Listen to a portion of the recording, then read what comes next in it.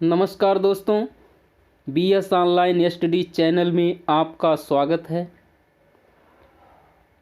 कल हमने व्यवहारवादी सिद्धांत के अंतर्गत थॉर्नडाइक के उद्दीपक अनुक्रिया के सिद्धांत तथा पावलोव के अनुबंधित अनुक्रिया के सिद्धांत के विषय में विस्तृत चर्चा की। आज के इस क्लास में हम स्किनर के क्रिया प्रसूति का सिद्धांत, हॉल का प्रबलन का सिद्धांत, कोहलबर्ग का सीखने का अंतरसूझ का सिद्धांत, अधिगम के प्रमुख सिद्धांत और अधिगम के प्रमुख विकार इत्यादि विषय पर विस्तृत चर्चा करेंगे। तो आइए वीडियो को देखते हैं। स्किनर का क्रिया प्रसूति का सिद्धांत, क्रिया प्रसूति या सक्रिय अनुबंधन का सिद्धांत। ये क्या है? सक्रिय अनुबंधन का सिद्धांत। स्किनर ने क्रिया प्रसूति अधिगम को समझाने के लिए कबूतरों और चूहों पर प्रयोग किया। स्किनर के अनुसार प्रसूत अधिगम से तात्पर्य ऐसे अधिगम से है जिसमें पुनर्बलन देने से किसी अनुक्रिया के दोहराए जाने की प्राथमिकता या संभावना बढ़ जाती है, लेकिन पुनर्बलन कार्य करने के बाद दिया जाता है। इस तरह स्किनर और पावलोव में मुख्य अंतर यही है कि पावलोव सीखने से पहले पुनर्बलन को जरूरी मानते हैं, जबकि स्किनर सीखने या अनुक्रिया करने के बाद पुनर्बलन को जरूरी मानते हैं। इस प्रकार से पावलोव का कहना है कि सीखने के शुरुआत में बच्चा निष्क्रिय रहता है, जबकि स्किनर का मानना है कि सीखने के शुरुआत में बच्चा सक्रिय रहता है, वह तत्पर रहता है। थॉर्नडाइक भी पुनर्बलन बाद में देने की बात करते हैं।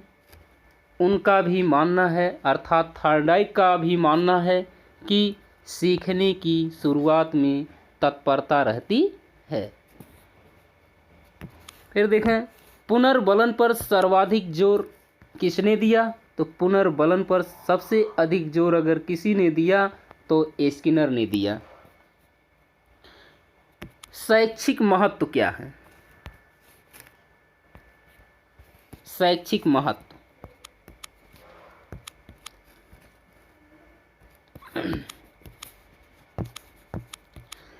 यदि किसी कार्य के लिए प्रशंसा या पुरस्कार के रूप में पुनर्बलन प्राप्त होता है तो व्यक्ति उस कार्य को बार बार दोहराता है और इस तरह उसका व्यवहार बन जाता है। बार बार दोहराना ही उसका क्या बन जाता है? व्यवहार बन जाता है। इस तरह प्रशंसा व पुरस्कार के माध्यम से अनुबंधित व्यवहार को सिखाया जा सकता है। व्यक्ति सामाजिक नियमों के अनुसार आचरण करना इसी तरीके से सीखता है।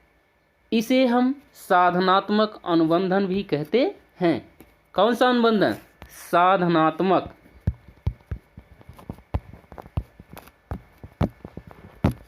साधनात्मक अनुबंधन कहते हैं। शिक्षण, मशीन या अभिक्रमित अधिगम क्या है? शिक्षण, मशीन या अभिक्रमित अधिगम। तो ये क्या है? हॉल का प्रबलन का सिद्धांत। किसका? हॉल का प्रबलन का सिद्धांत। हॉल क्या कहते हैं? हॉल का कहना है कि सीखना जैविक आवश्यकताओं पर निर्भर करता है, अर्थात हमारी आवश्यकताएं ही हमें सीखने के लिए प्रेरित करती हैं। हॉल महोदय कहते हैं कि हमारी आवश्यकताएं ही हमें सीखने के लिए प्रेरित करती हैं। हॉल ने अपना सिद्धांत स्वयं सिद्धों एवं प्रमेयों के रूप में प्रस्तुत किया। अर्थात आवश्यकता आविष्कार की जननी है। आवश्यकता क्या है? आवश्यकता आविष्कार की जननी है। देखिए फिर देखें पुनर्वलन। ये है पुनर्वलन।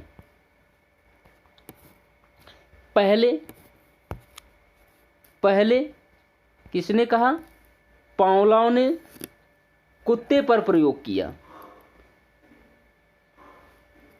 पुनर्वलन इसके मतलब पहले जो है पावलोव कुत्ते पर प्रयोग किए थे, और इसके बाद ये जो पुनर्वलन है बाद में स्किनर और थॉर्नडाइक ने अपने प्रयोग किए। तो स्किनर ने चूहे और कबूतर पर अपना प्रयोग किए, थॉर्नडाइक बिल्ली पर प्रयोग किए। देखिए कोहलर का सीखने का अंतर सूझ का सिद्धांत या अंतर्दृष्टि का सिद्धांत या सूझ का सिद्धांत या गेस्टाल्ट सिद्धांत भी इसे कहा जाता है। इस सिद्धांत को संज्ञानात्मक सिद्धांत, अंतर्दृष्टि सिद्धांत या गेस्टाल्ट सिद्धांत भी कहा जा सकता है या कहा जाता है। इस सिद्धांत के मुख्य प्रतिपादक रहे कौन है? कोहलर। इस सिद्धांत के मुख्य प्रतिपादक कोहलर हैं, लेकिन पियाजे, कोफका इत्यादि नाम भी इससे जुड़ा है। लेविन और टालमैन जैसे गेस्टाल्ट मनोवैज्ञानिक भी इससे जुड़े हुए हैं। कौन कौन? लेविन और टालमैन। कौन? लेविन और टालमैन जैसे गेस्टाल्ट मनोवैज्ञानिक भी इससे जुड़े हुए हैं। इस सिद्धांत को समझाने के लिए कोहलर ने एक सुल्तान नामक बुद्धिमान चिंपैंजी को पिंजरे में बंद कर दिया, पिंजरे के ऊपर केला टांग दिया, पिंजरे में 2-3 बॉक्स भी रख दिया। किसने? कोहलर जो थे इस सिद्धांत को समझाने के लिए चिंपैंजी, उस चिंपैंजी का क्या नाम था? सुल्तान नामक। वो चिंपैंजी बहुत ही बुद्धिमान चिंपैंजी था और उसी को एक पिंजरे में बंद किए और पिंजरे के ऊपर केले को टांग दिए और उस पिंजरे में 2-3 बॉक्स भी लगा रखा था। ये देखें, अब चिंपैंजी जब ये जो सुल्तान था वह जब देखा केले को, तो शुरुआती दौर में केले को पाने के लिए सुल्तान ने बहुत उछल कूद मचाई, लेकिन असफल रहा।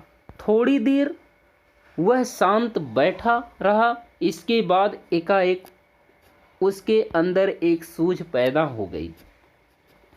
वह पिंजरे में रखे बॉक्स को केले के नीचे ले आया और उस पर चढ़कर केला प्राप्त किया।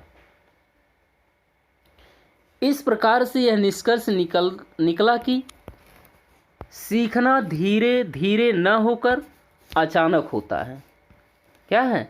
सीखना धीरे धीरे न होकर अचानक होता है। पहले व्यक्ति के सामने समस्या उत्पन्न होती है, फिर वह संपूर्ण परिस्थिति का अवलोकन करके अनुक्रिया करता है। अनुक्रिया करने के क्रम में ही एकाएक उसके अंदर सूझ पैदा होती है और वह इस सूझ से समस्या का समाधान कर लेता है। इससे यह भी स्पष्ट हो जाता है कि सीखना अभ्यास जनित न होकर बुद्धि केंद्रित या संज्ञानात्मक होता है। सीखना क्या है? अभ्यास जनित न होकर यह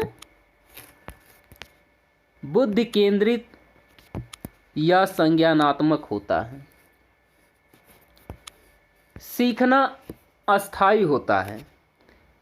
गेस्टाल्ट मनोवैज्ञानिकों का भी यह कहना है कि नई सूझ की क्षमता विकसित करने और पुरानी सूझ को सुधारने की प्रक्रिया ही अधिगम कहलाती है। गेस्टाल्ट मनोवैज्ञानिक क्या मानते हैं कि जो नई सूझ है, नई सूझ की क्षमता को विकसित करना और पुरानी सूझ की क्षमता को सुधारने की प्रक्रिया ही क्या है? अधिगम कहलाती है। गेस्टाल्ट जर्मन भाषा का शब्द है। क्या? गेस्टाल्ट जर्मन भाषा का शब्द है। इसका अर्थ किसी चीज को संपूर्णता में देखना होता है, अर्थात हम अंशों में नहीं संपूर्णता में सीखते हैं।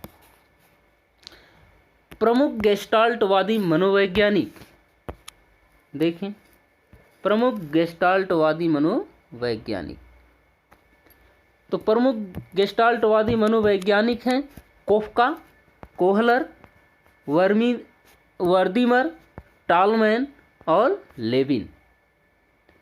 ये कैसे हैं? गेस्टाल्टवादी मनोवैज्ञानिक हैं। कौन कौन? कोफका, कोहलर, वर्दीमर, टालमैन और लेविन। गेस्टाल्टवादी आगमन विधि का समर्थन करते हैं। किस विधि का समर्थन करते हैं? ये आगमन विधि का समर्थन करते हैं। शैक्षिक महत्व देखिए,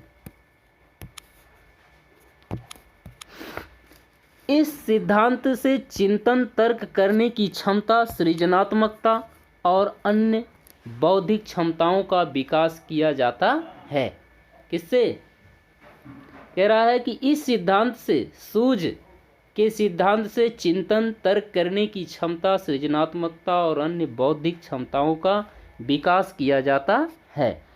यह सिद्धांत यंत्रवत सीखने का विरोध करता है और नवीन ज्ञान की आवश्यकता पर बल देता है। अन्य सिद्धांत क्या है? अन्य सिद्धांत समीपता अधिगम का सिद्धांत। यह सिद्धांत रे गुथरी ने दिया।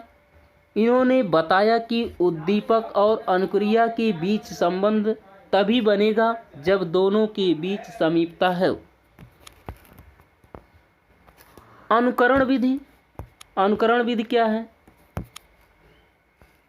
हेगाटी का कहना है कि बच्चे अनुकरण करके ही सीखते हैं। सामाजिक अधिगम का सिद्धांत। प्रतिपादक रहे इसके बंडूरा। सामाजिक अधिगम के सिद्धांत के प्रतिपादक कौन हैं? एल्बर्ट बंडूरा हैं। बच्चे समाज का निरीक्षण करके उसी के अनुरूप सीखता है। बच्चा क्या करता है? समाज का निरीक्षण करता है और उसी के अनुरूप फिर सीखता है। अधिगम का सोपान की सिद्धांत। क्या? अधिगम का सोपान की सिद्धांत। इस सिद्धांत के प्रतिपादक रहे गैने। किसका? अधिगम के सोपान के सिद्धांत, इस सिद्धांत के प्रतिपादक गेने हैं।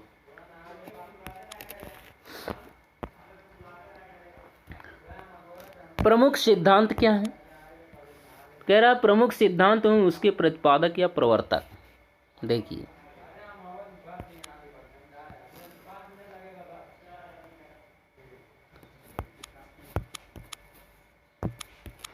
सिद्धांत और प्रवर्तक या मनोविश्लेषणात्मक सिद्धांत के प्रतिपादक हैं सिगमंड फ्रायड। 14 मूल प्रवृत्ति का सिद्धांत, अप्रेरणा का सिद्धांत मैकडूगल। मनोसामाजिक विकास का सिद्धांत स्किनर। इरिक्सन। कौन है? इरिक्सन। भाषा का सिद्धांत चोम्स्की।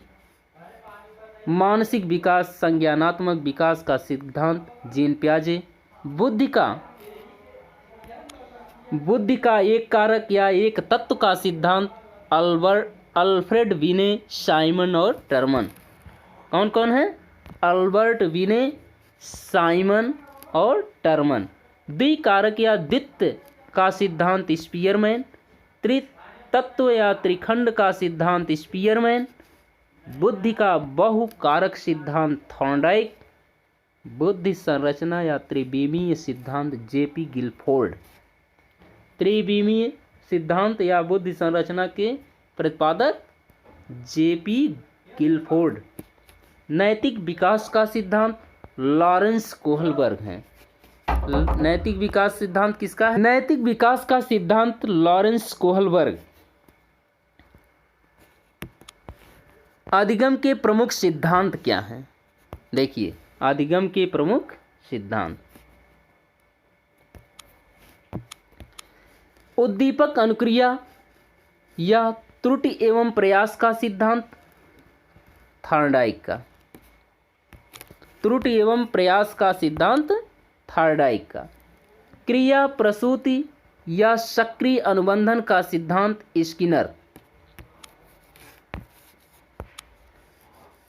अनुकूलित अनुक्रिया का सिद्धांत या अनुबंधित अनुक्रिया का सिद्धांत पॉवलोव। सोझ या अंतर्दृष्टि का सिद्धांत कोहलर। प्रबलन का सिद्धांत हल। सामाजिक अधिगम का सिद्धांत के प्रतिपादक एल्बर्ट बंडूरा। अधिगम सोपानकी का सिद्धांत क्या? अधिगम सोपानकी का सिद्धांत गैने। समीपता अनुबंधन अधिगम सिद्धांत एडविन रे गुथरी। अधिगम के प्रमुख विकार क्या हैं? देखें, अधिगम के प्रमुख विकार या अधिगम अक्षमता। तो अधिगम के प्रमुख विकार